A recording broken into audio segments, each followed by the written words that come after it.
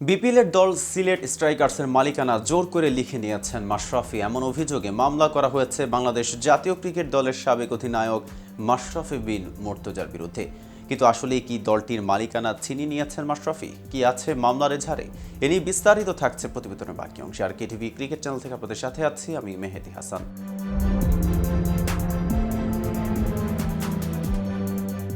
জানা গেছে বিপিএলের ফ্রাঞ্চাইজিটির সাবেক মালিক সরওয়ার চৌধুরী বাদী হয়ে মামলাটি করেছেন। মামলায় 1 নম্বর আসামি করা হয়েছে মাশরাফিকে। এই মামলায় অন্য আসামিরা হলেন হেলাল বিন ইউসুফ শুভ্র, মোহাম্মদ ইমাম হোসেন, কে এম রাসেল, বাবলু ও অজ্ঞাতনামা 10 থেকে 15 জন। রাজধানীর পল্লবী থানায় করা মামলা থেকে এই তথ্য জানা যায়। মামলার এজাহারে বাদী সরওয়ার চৌধুরী দাবি করেন জোর করে তার কাছ থেকে সিলেট স্ট্রাইকার্সের মাদার প্রতিষ্ঠান ফিউচার স্পোর্টস বাংলাদেশ লিমিটেডের মালিকানা কেড়ে নেওয়া হয়েছে। মাশরাফির কার্যালয়ে বসে হেলাল বিন ইউসুফ শুভ্র নামের সিলেট স্ট্রাইকার্সের সহ মালিক সরওয়ার চৌধুরীর মাথায় রিভলভার ঠেকিয়েছিলেন। তিনি আরও দাবি করেন রেজিস্ট্রার অব জয়েন্ট স্টক কোম্পানির এক কর্মকর্তা সরওয়ারকে কোনো কিছু জিজ্ঞেস না করেই স্বাক্ষর নিতে শুরু করেন। এমনকি তার পাসপোর্ট জব্দ করা হয়েছিল। এ সময় তিনি যেন কারোর সঙ্গে বিষয়টি নিয়ে কোনো কথা না বলেন সেই হুমকিও শুভ্র দিয়েছিলেন। মাশরাফির সঙ্গে যুক্তরাষ্ট্র প্রবাসী ব্যবসায়ী সরওয়ারের পরিচয়ে মামলার 2 নম্বর আসামি হেলাল বিন ইউসুফের মাধ্যমে দুজনের আমন্ত্রণে বিপিএলে দল কেনার আগ্রহ প্রকাশ করেন সরওয়ার। এরপর ফিউচার স্পোর্টস বাংলাদেশ লিমিটেড নামে একটি জয়েন্ট স্টক কোম্পানির নিবন্ধন করেন সরওয়ার। 60% শেয়ার নিয়ে যার চেয়ারম্যান ছিলেন তিনি।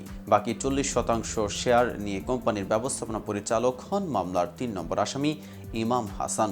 গত 5 আগস্ট প্রধানমন্ত্রী শেখ হাসিনা পালিয়ে যাওয়ার পর আওয়ামী লীগের সাবেক সংসদ সদস্য মাশরাফি বিন মুর্তজার বিরুদ্ধে নড়াইলে আরও একটি মামলা হয়েছিল। এদিকে দেশের শীর্ষ ক্রিকেটার সাকিব আল হাসানকে তার রাজনৈতিক অবস্থান পরিষ্কার করার আহ্বান জানিয়েছেন বাংলাদেশের অন্তর্বর্তীকালীন সরকারের যুব ক্রীড়া উপদেষ্টা।